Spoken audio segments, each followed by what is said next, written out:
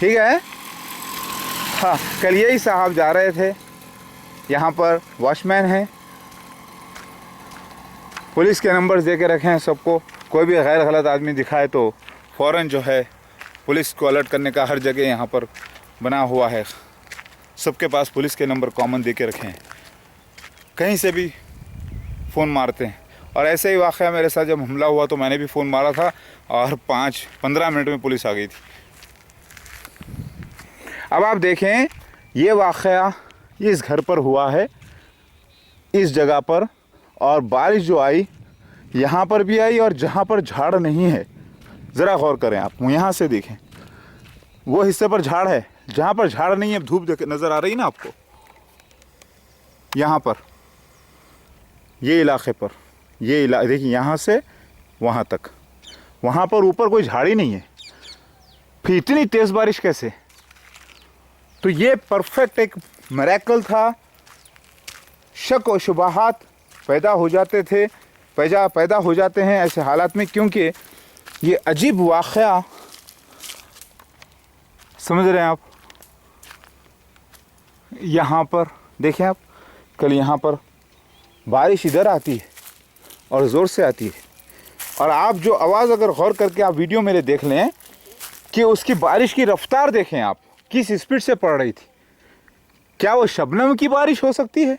यानी शबनम, हाँ ये बात तो सच है कि पानी जो हवा में है वो कन्वर्ट होकर ही बारिश आती है, लेकिन वो इस फोग की ये फोग ऐसा जमा होकर झाड़ पर से टपक के नीचे से आ रहा था तो मैं बारिश समझा, वो नहीं है ये। उसके कुछ खतरे होते हैं और उसमें गैप्स होते हैं। यहाँ पर गैप नहीं, लगातार हो रही थी। ये पूरा हिस्सा कच्चा हो गया था, कच्चा, काफ़ी कच्चा, जबकि गर्मी की वजह से जो है सूख भी बहुत जा रहा था। ये पूरा हिस्सा कच्चा हो चुका था। अब आप गौर करें, ये देखिए, मैं आपको बयान करना चाह रहा हूँ, आप ज़रा गौर करें। एक हिस्से पर बारिश आती है, बीच में कहीं नहीं, कोई झाड़ के नीचे भी नहीं, कोई झाड़ के नीचे नहीं, कहीं नहीं, कोई झाड़ के नीचे नहीं, कहीं नहीं। फोक से अलबत्ता अगर आप प्लास्टिक कोई चीज़ रखते तो वो ठंडी हो जाती, नम पड़ जाती, समझे आप। थोड़ी देर के लिए आप ज़रा गौर कीजिए, बारिश आती है सिर्फ एक ही घर पर, और वो भी तेज़ी से, और जैसे मैं दुआ करता हूँ वैसे बढ़ते जाती है, रेगुलेटर की तरह। हमारे एक हसन आज़ाद भाई हैं, उन्होंने एक बारिश के मौजूदे देखे हैं। जब मैं दुआ किया मेरी कार साफ धुलवाने के लिए, तो कोई कैसे बारिश आई, वो रेगुलेटर के लिए बोलते हैं, वो रेगुलेटर जैसा बढ़ता है कम होता है वैसे आती थी बारिश, समझ रहे हैं आप।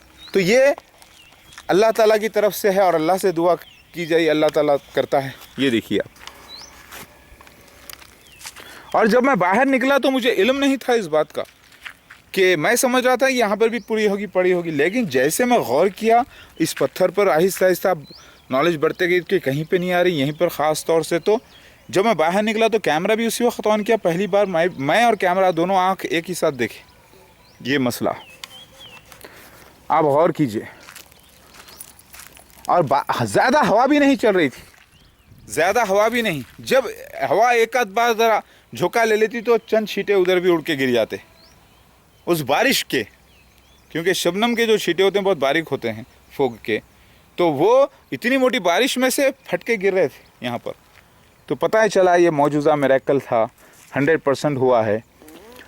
और लोग इसको बोल रहे हैं ये भी कोई मौजूदा है बारिश का, क्यों तुम खुदा हो गए तो चलो एक ख़तरा पानी बिना कोई क्लाउड सीडिंग करे या बिना कोई केमिकल्स डाले, कुछ भी डाले, कुदरती तौर पे दुआ करो अल्लाह से, या नहीं तो ऐसे तुम खड़े हो जाओ, तुम्हारे ऊपर ही अगर बारिश गिरती है, कैसे करके बताओ, कर पाओगे? नहीं। तुम बोलोगे भाई फिल्मों में करते, अरे झूठ तो बहुत कुछ बोल सकते हैं, नेचुरल सीन हुआ है ये, झूठे सीनों के सामने का नेचुरल सीन, सच्चा सीन, इसका इनकार नहीं कर सकते आप।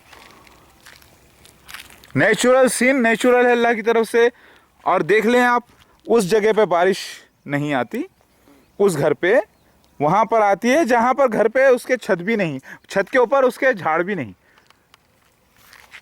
अभी बात समझ में आ गई?